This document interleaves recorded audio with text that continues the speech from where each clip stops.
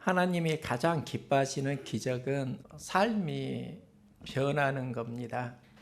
우리의 삶이 하나님의 형상을 회복하는 겁니다. 하나님의 성품을 회복하는 겁니다. 삭개오는 세리였습니다. 그의 직업은 착취하고 빼앗는 자였습니다. 그가 나누어 주는 자로 새로워집니다. 그 중심에 예수님이 있습니다. 바울은 그리스도인을 핍박하는 박해자였습니다. 그가 전도자로 바뀝니다. 사도로 바뀝니다. 그 중심에는 부활하신 주님이 있습니다. 공통점은 예수님을 만나고 하나님을 섬긴다. 이건 우리들의 이야기입니다. 나는 예수님을 영접하고 새로워졌는가? 이런 질문을 하면서 고민을 해야 하는 게 있습니다. 어떻게 우리의 삶이 새로워질 수 있는가 하는 것입니다. 어떻게 우리가 좋은 마음으로 하나님 앞에 새로운 거듭남의 삶을 살 수 있는가? 성경에서 가장 극적으로 변한 사람을 소개합니다. 그는 속이는 자, 발꿈치를 잡는 자입니다. 나중에는 이기는 자로 바뀌어집니다. 그가 야곱입니다. 이 이스라엘의 의미가 보통 우리는 하나님과 겨루어 이기다 이렇게 이해합니다. 그런데 하나님을 이긴 게 아니라 하나님이 이기게 해 주셨습니다. 또 히브리어는 하나님을 목적어로 사용하지 않습니다. 주어로 사용합니다. 하나님이 이기게 하시다 이런 의미입니다. 하나님은 언제 이기게 하시는가? 속이는 야곱이 어떻게 이기는 이스라엘로 바뀌는가? 야곱은 에서와 쌍둥이로 태어났습니다. 태어날 때 에서의 발꿈치를 잡았습니다. 갈등이 태어서부터 있었다 하는 것입니다. 그 갈등은 삶의 현장에서도 계속됩니다. 에서는 사냥을 좋아하고 야곱은 집에 머무르는 걸 좋아합니다. 형 에서가 사냥하고 돌아왔을 때 야곱은 형에게 팥죽 한 그릇을 주면서 장자권을 팔라고 합니다. 형 에서는 배가 고프니까 그러리라고 말하고 팥죽을 먹습니다. 장자권을 경홀히 여겼습니다. 야곱은 에서의 장자권을 사고 아버지 이삭을 속여서 장자의 축복을 가로챕니다. 그 당시 장자권은 굉장히 큰 복이었습니다. 장자의 축복을 야곱이 가로채니까 에서가 분노하고 죽이려고 합니다. 야곱이 에서를 피해서 달아난 곳이 하란에 있는 외삼촌 라반의 집입니다. 20여 년을 살면서 이제 외삼촌 라반과 갈등이 생깁니다. 야곱은 라반을 피해서 다시 고향으로 가려고 하는데 고향에는 에서가 있습니다. 군사 400명을 거느리고 온다. 이 소식을 야복나루에서 듣는 겁니다. 야곱 인생을 보면 나아갈 수도 없고 되돌아갈 수도 없는 그 인생을 경험합니다. 이때 야곱에게 찾아오는 감정이 있습니다. 나 에서에게 죽게 되었구나. 형에게 죽게 되었구나. 두려움이 찾아옵니다. 그는 여기서도 꾀를 냅니다. 가축과 가족을 흩어져서 보내고 이쪽을 치면 다른 쪽이 피하게 되고 이런 꾀를 내는데요. 그는 가족을 나누어서 보내고 홀로 야복 강가에 남습니다. 야곱의 경험이 우리에게 찾아올 때가 있습니다. 두렵고 무엇을 해야 할지 몰라 갈등하게 되는 야곱의 야복나루가 우리 인생 가운데도 있다는 것입니다. 야곱은 여기서 하나님의 사람과 씨름을 합니다. 이 씨름은 우리도 해야 하는 씨름일 수 있습니다. 이 씨름의 내용이 무엇인지 오늘 함께 보려고 하는데요. 야복은 언어가 바카크에서 유래합니다. 비우다 이런 의미가 있습니다. 야곱이 했던 씨름은 바로 비우는 싸움이었습니다. 우리가 힘들 때 무언가를 붙잡으려고 애씁니다. 더 모으려고 합니다. 붙잡고 모으려고 애를 쓸수록 왜 이렇게 힘들지? 이걸 경험할 때가 있습니다. 인생에 늪이 있습니다. 움직이면 움직일수록 더욱 깊이 빨려 들어가는 것 같은 인생이 우리에게 느껴질 때가 있습니다. 이때 필요한 것이 열정과 내려놓음을 구별하는 겁니다. 우리는 무슨 일을 할 때 열정이 필요합니다. 열정이 없으니까 인생은 두려운 겁니다. 그런데 그 일이 너무 버거울 때가 있습니다. 이때는 내려놓음이 필요합니다. 우리는 무언가 열심히 하려고 합니다. 그 일이 열정으로만 되는 것은 아닐 때 요동치는 마음을 내려놓아야 합니다. 저는 설교 준비를 하면서 그걸 많이 경험합니다. 준비를 하다 머리가 아플 때가 있습니다. 마음이 요동칠 때가 있습니다. 그때는 내려놓는 겁니다. 준비하는 과정에서 찾아오는 부정적인 감정을 내려놓는 겁니다. 무언가를 잘 해야 한다는 부담과 걱정도 내려놓는 겁니다. 일단 내려놓으면 내려놓을 수 있다고 하면 마음은 평안해집니다. 마음이 평안해지면 그때 열리는 눈이 있습니다. 그 눈으로 말씀을 다시 보면 또 말씀은 풍성해집니다. 우리 인생에는 열정도 필요하지만 내려놓음도 필요합니다. 아브라함이 하나님의 부름을 받습니다. 너의 고향, 친척, 아버지의 집을 떠나 내가 너에게 지시할 땅으로 가라. 영적으로 보면 비움으로의 초대라고 할 수 있습니다. 그의 이동 경로를 보면 건너는 강이 유프라테입니다.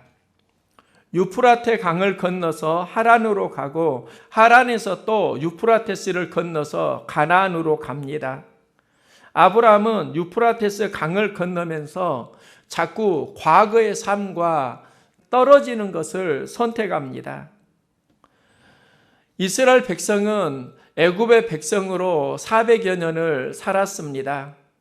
이스라엘 백성이 애굽을 탈출하기 위해서 홍해를 건넙니다. 홍해는 두려운 곳입니다. 홍해를 건너면서 애굽과 단절됩니다.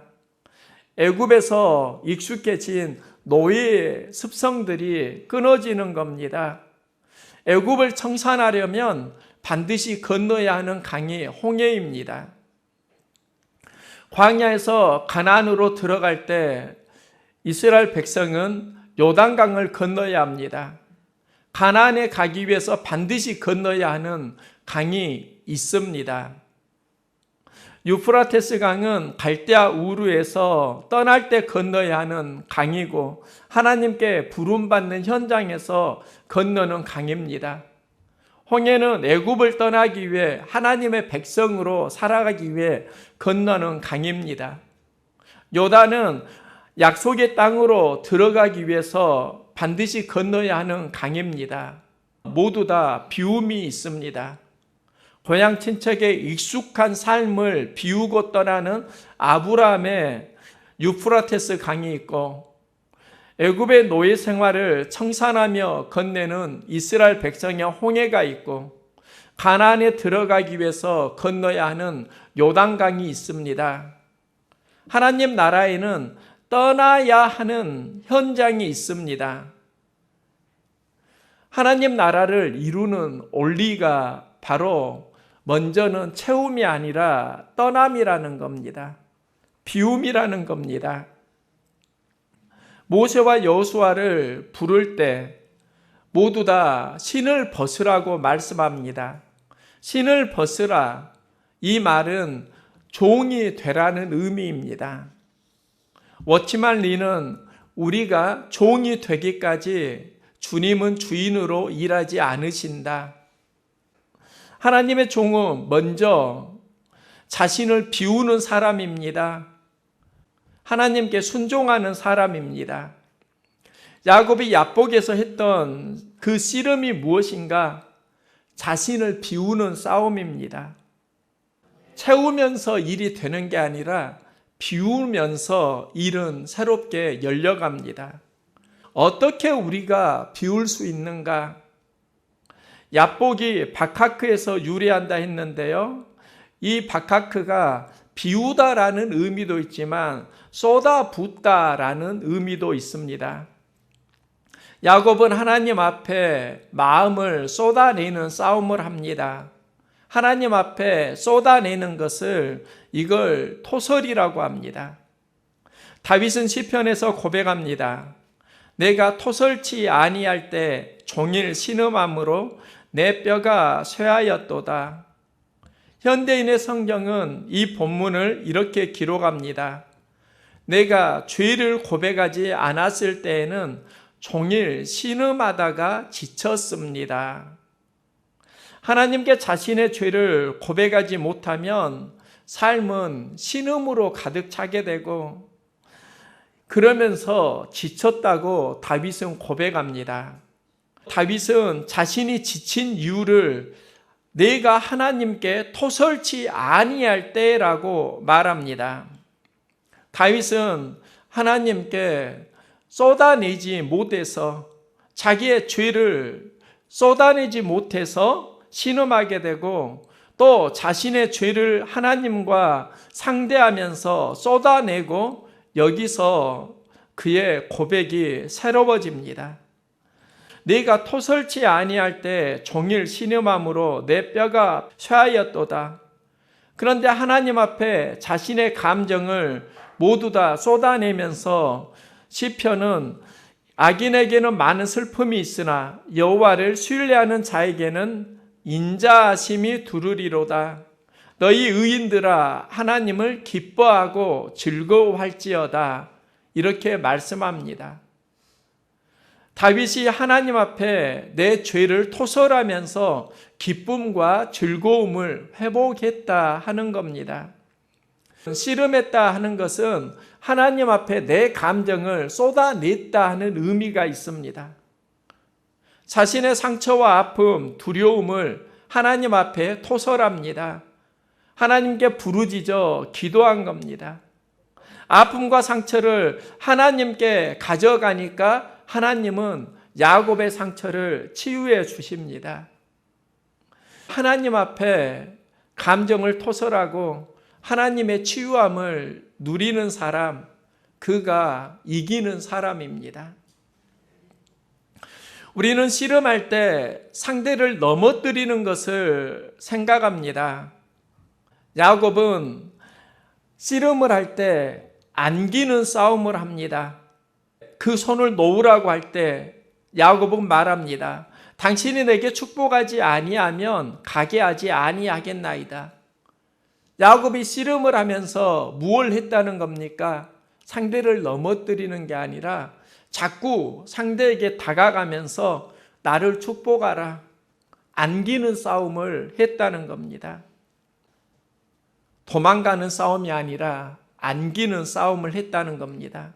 넘어뜨리는 싸움이 아니라 안기는 싸움을 했다는 겁니다. 우리도 살면서 문제가 있을 수 있습니다. 죄와 허물이 있을 수 있습니다. 저도 자녀들을 기를 때 자녀들이 잘못할 때가 있습니다. 보통 잘못하면 도망갑니다. 되게 도망가면 잡아서 혼내줍니다. 그런데 특별한 경우가 있습니다. 잘못할 때 안기는 겁니다. 부모가 안기는 아이를 혼내는 경우는 극히 드뭅니다. 안기면 용서해 주는 겁니다. 축복해 주는 겁니다. 어려운 일을 만날 때 삶은 둘로 나누어집니다. 하나는 자꾸 도망가는 인생입니다. 도망자 삶을 살아가는 겁니다. 다른 하나는 안기는 인생입니다. 야곱이 했던 싸움은 하나님께 도망가는 게 아니라 하나님 앞에 자꾸 안기는 싸움을 했고, 여기서 하나님은 그를 축복해 주십니다. 야곱이 야복나루에서 했던 씨름이 무엇인가? 자신을 비우는 싸움입니다. 자기 부인하는 싸움입니다. 자신의 심정을 하나님께 토설하는 싸움입니다. 하나님께 토설하니까 회복이 시작됩니다. 도망가는 인생이 아니라 안기는 싸움을 합니다. 우리가 해야 하는 씨름은 야곱의 그런 씨름입니다. 나를 비우는 것, 마음을 하나님께 토설하는 것, 하나님께 안기는 겁니다. 그러면 우리가 하나님 앞에 나를 비운다, 그리고 토설한다, 안긴다, 이게 구체적으로 무엇인가? 야곱이 하나님께 가져간 건 자신의 감정입니다. 야복나루에서 에서를 만나려고 하니까 두려운 겁니다. 이 두려움의 감정을 하나님께 가져갑니다. 자기 안에 있는 이 감정을 하나님 앞에 토설합니다. 여기서 그는 이기는 이스라엘이 됩니다. 우리가 여러 마음의 감정이 찾아올 때 하나님께 가져갈 수 있는 이 싸움 해야 되겠더라고요. 예전에 이런 신문 기사를 본 적이 있는데요. 직장인 5명 중 4명, 나는 감정 노동자이다. 직장인 우울증 빨간불, 이런 타이틀의 기사입니다. 현대인들이 가장 힘들어하는 게 바로 감정 노동이라는 겁니다. 이 감정 노동이 기업 입장에서는 잘 다루어져야지 이윤을 창출하게 되고, 또 이윤을 창출하는 과정 속에서 직원들은 많은 감정 노동에 시달린다는 겁니다. 우리 안에 부정적인 감정을 잘 쏟아내야 하는데요. 이 감정을 어떻게 잘 다룰 것인가? 제가 그 과정 속에서 만난 게 하나 있습니다. 우리는 보통 힘들면 부정적인 감정을 자꾸 쏟아냅니다. 그때 우리는 이렇게 말합니다. 내 안에 부정적인 감정을 쏟아내야지 건강해진다 하는 것입니다. 이 말이 맞습니다. 하지만 엉뚱한 곳에 쏟아내면 더 어려워진다는 것도 정답입니다. 부정적 감정은 우리가 버려야 하는 쓰레기입니다. 음식을 먹으면 화장실에서 배출을 하는 겁니다. 우리의 감정에도 버려야 하는 감정이 많이 있습니다. 어디에 쏟아내느냐, 이걸 잘 선택을 해야 합니다. 인간관계가 어려워지는 대부분의 경우는 상대에게 부정적 감정을 자꾸 쏟아내면서부터입니다. 부정적 감정이 지속되면 받아들이는 사람은 힘들어집니다. 감정 쓰레기를 좋아하는 사람은 없습니다. 내 안에 짜증, 불평, 원망, 신경질, 자기 합리화, 이게 자꾸 쏟아지면 여기에서 불화가 시작됩니다. 가정에서 감정 쓰레기를 쏟아내면 가정은 어두운 에너지로 가득 차게 됩니다. 회사에서 그런 에너지가 자꾸 쏟아지면 경쟁력이 약화됩니다. 그 일이 어려운 원인이 감정 쓰레기 때문일 수 있습니다. 좋은 감정을 나누면 행복해집니다. 부정적인 감정을 어떻게 긍정적인 감정으로 바꿀 것인가? 이게 우리 인생에서 가장 중요한 문제가 되고 있습니다. 야곱이 만나는 그 두려움의 감정, 그 감정이 하나님을 만나면서부터 다시 새로워집니다. 야곱은 야복에서 상황의 위기를 생각합니다. 이제 외삼촌 라반에게서 도망 나왔는데 고향으로 가려고 하니까 에서가 군사를 거느리고 온다는 소식을 듣습니다. 되돌아갈 수도 없고 앞으로 나아갈 수도 없는 두려움이 찾아옵니다. 답답한 불안이 몰려옵니다. 이 상황 속에서 하나님이 보셨던 건 그 상황이 아니라 야곱 안에 머무르고 있는 감정이었습니다. 부정적 감정에 사로잡힌 야곱을 하나님이 보신 겁니다. 야곱은 여기서 어떤 씨름을 하는가? 에서를 느끼던 그 씨름에서 이제 하나님을 상대하는 씨름을 하는 겁니다. 새로운 감정의 변화가 일어납니다. 에서 안에서 그는 두려움을 느끼는데 하나님 앞에 두려움을 비워내고 마음을 토설하고 안기는 싸움을 하면서 야곱에서 이스라엘로 변화됩니다. 속이는 자에서 이기는 자로 새로워진다는 겁니다. 야곱은 에서를 상대하던 마음을 하나님을 상대하는 마음으로 전환하고 여기서 경험합니다. 야곱이 그곳 이름을 브니엘이라 하였으니 그가 이르기를 내가 하나님과 대면하여 보았으니 내 생명이 보존되었다 함이더라.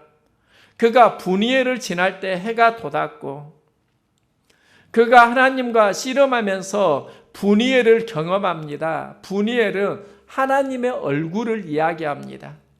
하나님의 얼굴이 그에게 보이기 시작했다는 겁니다. 하나님의 얼굴을 만나니까 해가 돋았습니다. 새로운 아침을 맞이했다는 겁니다. 아침 햇살에서 하나님의 기운을 느끼는 게 브니엘을 지날 때 해가 돋았다입니다. 아침 햇살은 언제나 경험하는 겁니다. 하지만 하나님을 경험하니까 그 아침 햇살이 새롭게 보이는 겁니다.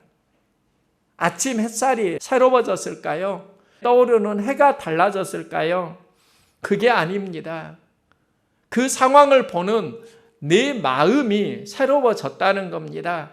이 새로운 마음을 어디에서 경험했느냐? 야복나루에서 하나님과 씨름하면서 승리했다는 겁니다. 우리 인생을 보면 두려움의 근원인 에서가 있습니다. 에서는 경제 문제일 수도 있고 관계의 어려움일 수도 있습니다. 두려움을 느끼고 걱정하면서 우리의 심령이 뼈가 쇠해지는 경우도 있습니다. 이때 야곱은 하나님을 상대하는 겁니다. 하나님과 씨름하는 겁니다. 야곱과 씨름하던 그가 하나님을 상대하면서 회복이 일어나는 겁니다. 우리는 어떻게 하나님을 다시 회복해야 하는가? 부정적인 마음을 비울 수 있기를 소망합니다. 하나님께 쏟아낼 수 있기를 소망합니다. 감정의 쓰레기를 사람에게 쏟아내면 그 사람이 감정의 쓰레기에 휘말리게 된다고요. 자꾸 만나는 사람에게는 좋은 것을 쏟아내는 훈련이 돼야 되고요. 부정적인 것은 하나님 앞에 토로할 수 있기를 소망합니다. 하나님 앞에 쏟아내니까 회복이 일어나는 겁니다. 하나님께 쏟아내지 못하고 자꾸 사람만 상대하고 환경만 상대하고 에서만 상대하다 보니까 이스라엘이 안 되는 겁니다. 야곱 인생만 살게 되는 겁니다. 우리가 맞이해야 하는 삶은 브니엘의 아침입니다. 하나님의 얼굴을 보아야 하고 또 믿음이 회복되어야 합니다. 이 과정을 하나님은 우리에게 보여주십니다. 속이는 야곱이 이기는 승리자 이스라엘로 가는 씨름, 이건 언제 주어지는가? 하나님을 상대할 때 주어지는 축복입니다. 하나님께 안기는 싸움을 하면 우리는 승리자가 되고 브니엘의 아침을 맞이하게 됩니다. 그러면서 다시 우리는 고백할 수 있다고요. Thank you, God. I love you. 우리가 하나님 고맙습니다, 하나님 사랑합니다, 살아날길 소망한다면 환경 애서를 상대하는 마음을 하나님과 씨름하는 마음으로 전환할 수 있기를 소망합니다. 안기십시오. 나를 비우십시오. 그리고 내 억울함이 있다고 하면, 상처가 있다고 하면 하나님께 쏟아내십시오. 하나님께 쏟아내면 회복될 줄 믿습니다. 하나님께 쏟아내고 이스라엘로 가는 승리가 있기를 소망합니다.